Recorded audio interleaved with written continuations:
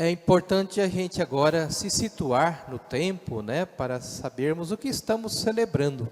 Então, hoje a igreja celebra no mundo inteiro esta grande solenidade, festa de Jesus Cristo, Rei do Universo.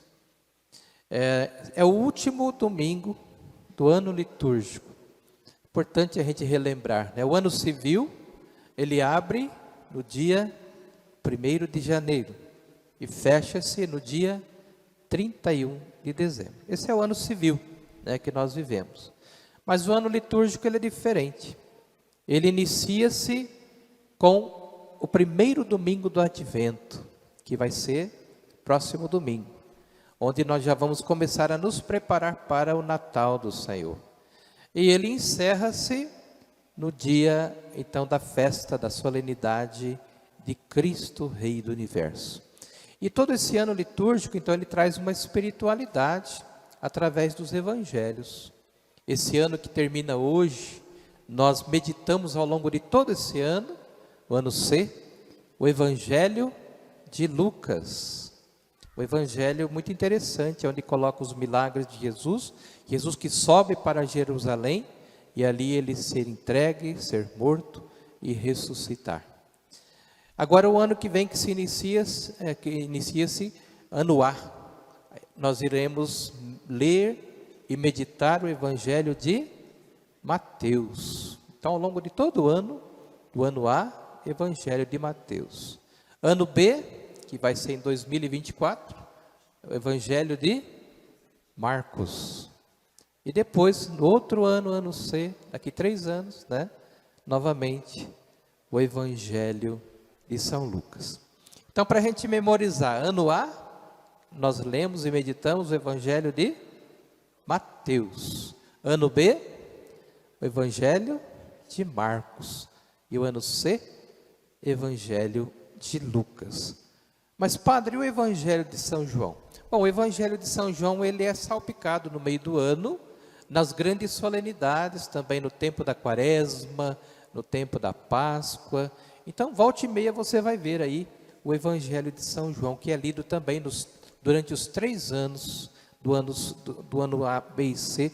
Então, ele é colocado, e assim nós meditamos ao longo de 3 anos os 4 evangelhos. Cada evangelho tem uma perspectiva diferente, mas todos eles trazem a vida, os ensinamentos, os milagres, e a paixão e morte e a ressurreição de nosso Senhor Jesus Cristo. Hoje também a igreja celebra o dia do leigo, né? Dia do leigo, dia do cristão leigo, dia do laicato, né? Quem são os cristãos leigos? São vocês todos aqui, né? Você que está em casa também, nos assistindo.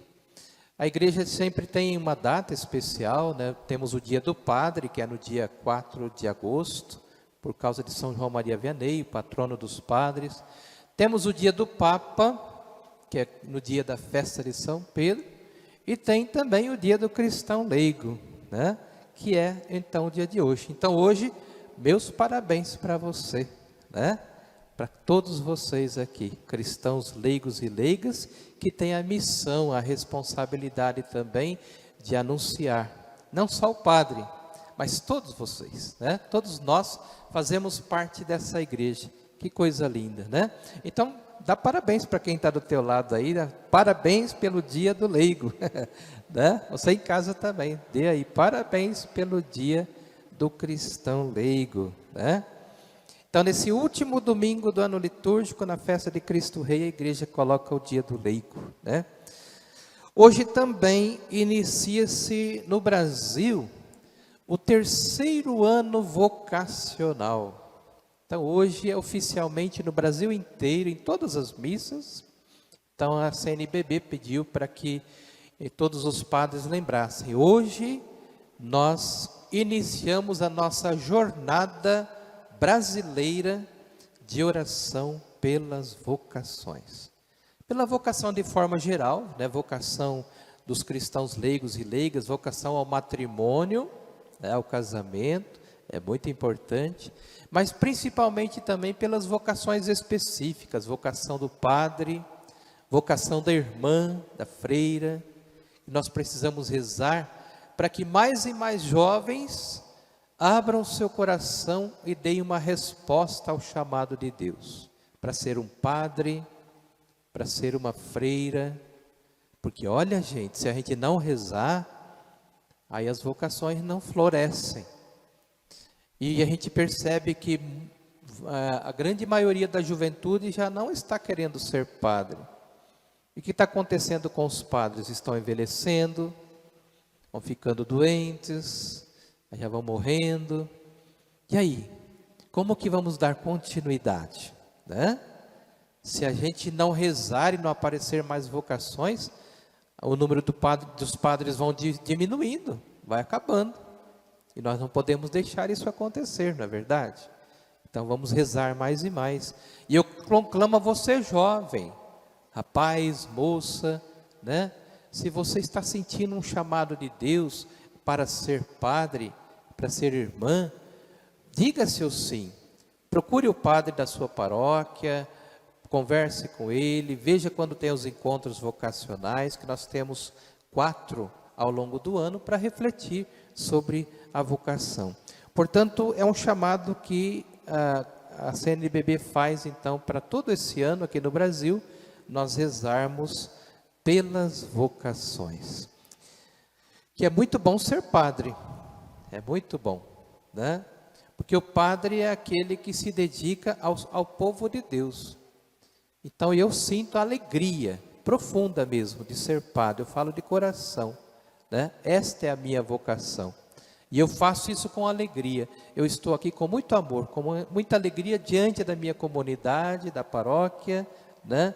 Anunciando a palavra de Deus. Eu gosto de fazer isso. Portanto, nós precisamos sempre procurar também fazer o que nós gostamos, né? Essa é a vocação, esse é o nosso chamado.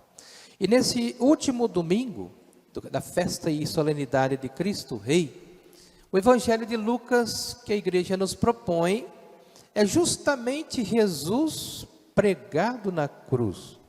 Vocês prestaram atenção nesse Evangelho? Jesus está crucificado, né? E aí aparece uma cena surpreendente, né? E até ao mesmo tempo decepcionante, parece que um ar de derrota, mas não é não. Olha que coisa surpreendente. São Lucas, ele coloca o reinado de Jesus começa na hora da cruz. Ao longo do Evangelho, e teve uma vez que tentaram pegar Jesus para fazê-lo rei. E Jesus, escapou, né? Ele não queria ser rei, né? Várias vezes tentaram Jesus para ser rei, porque viram que era um grande homem ali, sábio no meio deles, né? E Jesus Cristo escapava. Mas para Lucas, o reinado de Jesus começa então quando ele está pregado na cruz. O seu trono não é um trono de ouro, mas é a cruz. A sua coroa, ela não é cheia de ricas pedrarias, toda dourada, mas é uma coroa de espinhos. O rei tem os seus súditos à sua volta, o elogiando, dizendo, viva o rei. Ali naquele momento estavam os sacerdotes, os soldados e o povo, dizendo, zombando de Jesus, né? Ou seja, desprezando.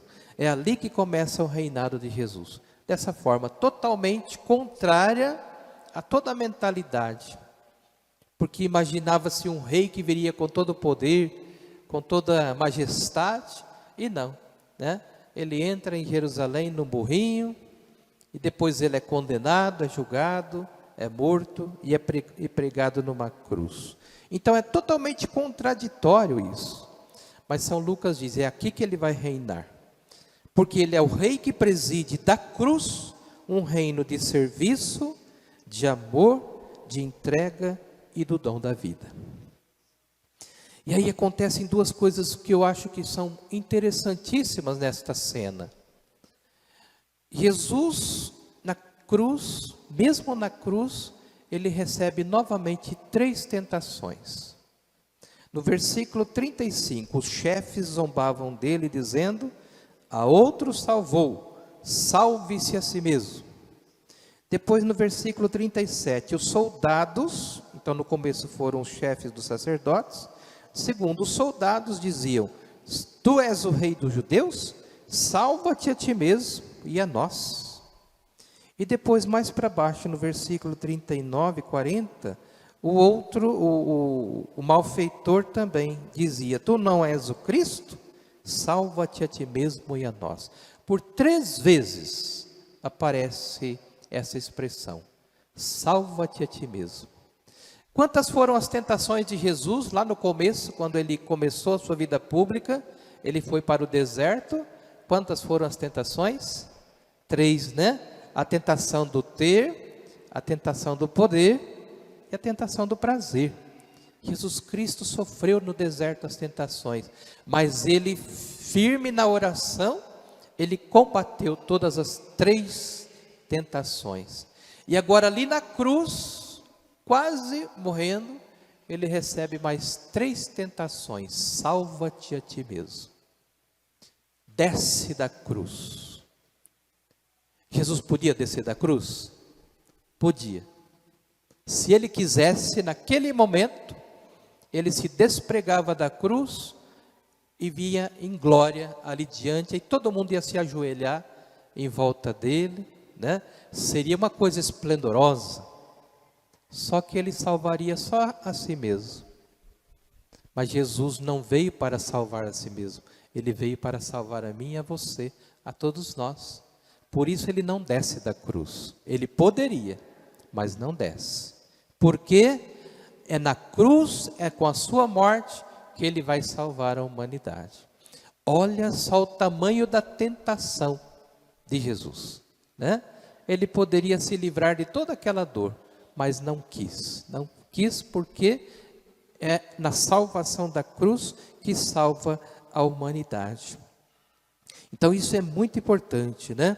E outro detalhe importante no final do Evangelho, um dos malfeitores, um deles estava zombando de Jesus, o outro não, né? O outro diz, nós merecemos o que nós estamos passando, mas ele não fez nada de mal. E aí então aquele malfeitor, aquele ladrão, ele olhou para Jesus e disse, Jesus, lembra-te de mim quando entrares no teu reinado. Lembra-te de mim quando o quê? Entrares no teu reinado. Gente, como que aquele ladrão, como que aquele malfeitor sabia que Jesus Cristo entraria no seu reinado? Por que ele sabia daquilo? Porque na cruz, ali pregado com Jesus, ele se abre totalmente ao Espírito Santo de Deus e reconhece o seu pecado, reconhece ser malfeitor. E ali então ele se converte. E aí ele recebe uma revelação que quem está ali, do seu lado, pregado numa cruz, é o Filho de Deus. Então ele diz, lembra-te de mim, faz uma belíssima oração. E aquela oração daquele malfeitor era profunda. Senhor, lembra-te de mim, lembra-te de mim. Essa oração que eu e você devemos fazer também, né? Se você não tem palavras nas suas orações, diga, Jesus, lembra-te de mim. Essa é a oração mais profunda que nós podemos fazer. Lembra-te de mim, quando entrares no teu reinado. Reconhecer que Jesus Cristo, então, é o eterno Rei da glória. Então, aquele malfeitor, ele recebe do Espírito Santo, né? Então, a revelação de que Jesus o salvaria, que Jesus iria reinar naquele momento. E aí o que Jesus fala para ele é mais surpreendente ainda. Jesus olha com amor para o ladrão, para o malfeitor e diz, ainda hoje tu estarás comigo no paraíso. Olha que palavra confortante, que palavra maravilhosa, né? Isso mostra, gente, que quando a gente vai morrer, quando algumas pessoas morrem, aí a gente se pergunta, será que fulano vai se salvar? Né? Gente, as pessoas podem se salvar 2 segundos antes de morrer, se ela se converte profundamente. Então Deus pode salvá-la. Então não cabe a gente julgar se uma pessoa se salvou ou não, porque Deus, Ele pode salvar por meios que só Ele conhece, por isso nós não podemos julgar, né? Então 2 segundos antes da pessoa morrer, se ela foi má, se ela se converteu profundamente, Deus pode salvá-la.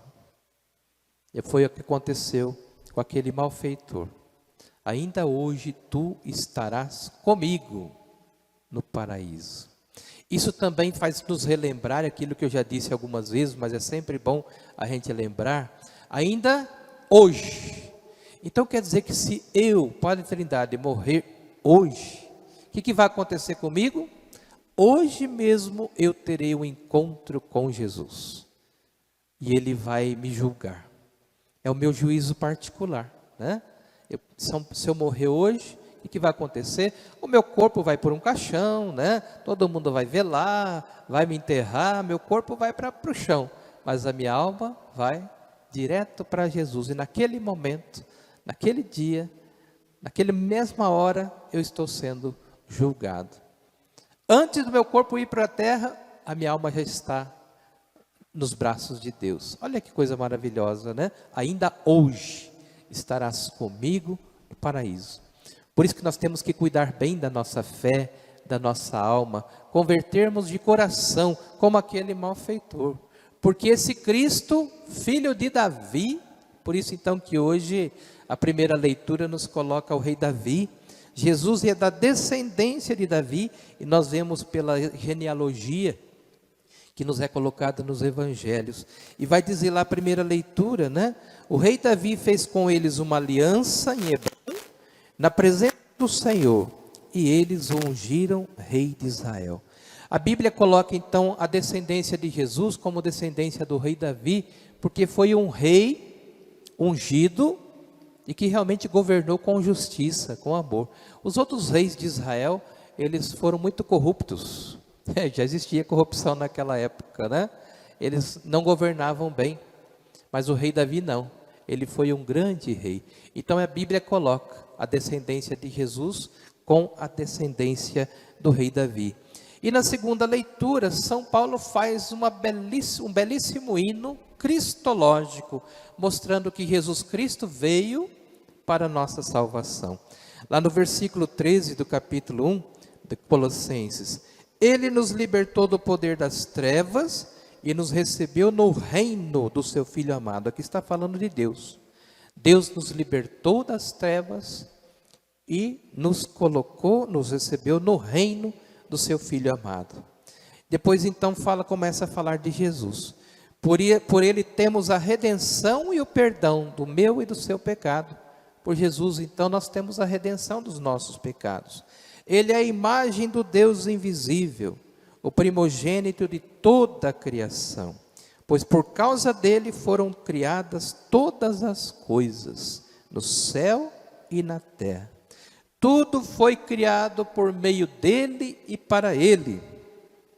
Ele existe antes de todas as coisas, e todas as coisas têm nele a sua consistência.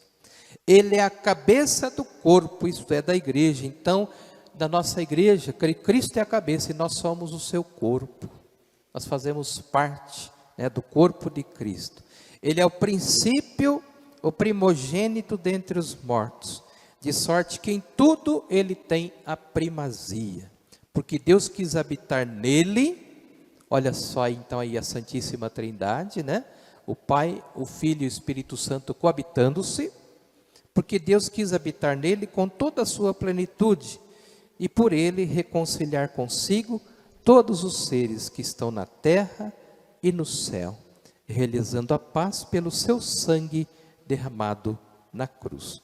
Então esse belíssimo hino, né, que São Paulo coloca aos Colossenses, nos mostra então esse Cristo Rei, que deve reinar na minha e na sua vida também.